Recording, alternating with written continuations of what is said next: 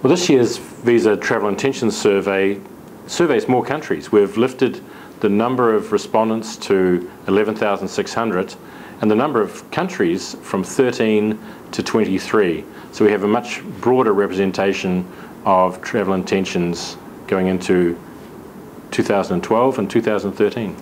In this year's survey, the USA came out as the top travel destination. It was followed by the UK and Japan. The US is really the likely destination for 1 in 5 travellers that we surveyed, and so over the next 2 years we expect to see quite a lot of leisure travel to that market. It's driven by the cultural diversity, by the great scenery, and also by the exchange rate changes, which give people the confidence to plan a trip to the USA, and also an expectation that they'll get great value there. UK coming in second has always been a popular destination of many of our source markets that we surveyed, and in 2012 we may see that being buoyed by the 2012 London Olympics, particularly as there is a growing interest in sports tourism. So in this year's Travel Intentions report, Japan came in at number 3, and as the survey was done in February and March, just prior to the tsunami, we decided to go to the neighbouring North Asian markets and do a refresh of the survey in August. In the refresh that we did to see whether there was still travel intentions to go to Japan from the neighbouring North Asia countries of mainland China and South Korea, what we found is that the people from mainland China who responded still intended to travel to Japan the next 2 years. In fact, 1 in 3 intend to visit Japan during that time. From South Korea, we see 1 in 4 still have an intention to visit Japan over the next 2 years. Now, a number of factors that are driving that. One is the refresh was done some months after the tsunami. Another is that the visa issuance in mainland China changed, and that meant that multiple visit visas were now able to be obtained within mainland China to visit Japan. And it's also that visa issuance and the changes after the tsunami have meant other gateways in Tokyo are becoming more and more important. Gateways such as Okinawa are part of the Chinese visa travel permit plan. Well, in the last survey we saw that the average spend was around about US dollars 1,480 per trip, and that is going up. In the survey that we've just done, the amount that people are intending to spend is around about 1,895 US dollars. The highest is those from Australia, and perhaps encouraged by their increasing spending power and exchange rate, they have an average of 3,600 US dollars spent on the last trip.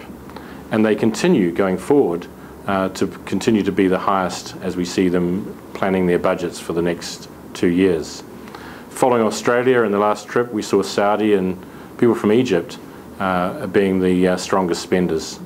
In future travel plans, the strongest spenders will be the Australians, and followed by those from Saudi Arabia and from Brazil. The Australians are putting aside 3,500 to 3,600 US dollars for their next trip, while the Saudi Arabian traveller is intending to budget approximately 3,100 US dollars. In Brazil, those budgeting for travel over the next 2 years are looking at an amount of US dollars 2,750. Australia comes out the top spenders in the survey, and we're seeing the strength of the Australian dollar is really driving a lot of overseas spend by the Australians. A good example is not only travel but also in the e-commerce and expenditure of buying goods out of the US online. So exchange rate is a key reason that the Australians are confident in spending that high amount going forward. Saudi Arabia has always been a strong spending tourism economy, so those travelling from Saudi, as retailers in the UK will know, have always had the ability to spend at the higher level of the countries surveyed. And Brazil moving into an economy which is growing rapidly.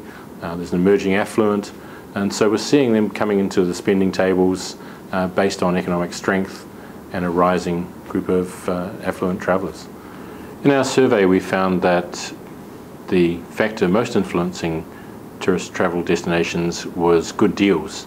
70% of respondents put that at the top of the list, whereas natural scenery at 69% came in second. Political stability plays a big factor in people's selection of destinations, as does, not surprisingly, good weather, and both of those ranked at 66% of respondents, putting them at number 3. And finally, just a desire to go to new destinations, discover new places, new cultures, new scenery. It comes in at 4th place as the driver of choice of destination. In this survey, we're seeing that 11% lift in respondents who are likely to travel over the next 2 years. That means that we see an anticipated 4 international trips being planned over the next 2 years, and that's a lift on previous surveys. Also lifting is the time that they intend to spend away on their holidays, with the number of nights away going up to 10. So all the factors that we're seeing in the survey are showing improved outlook for travel over the next 2 years across the 23 countries surveyed.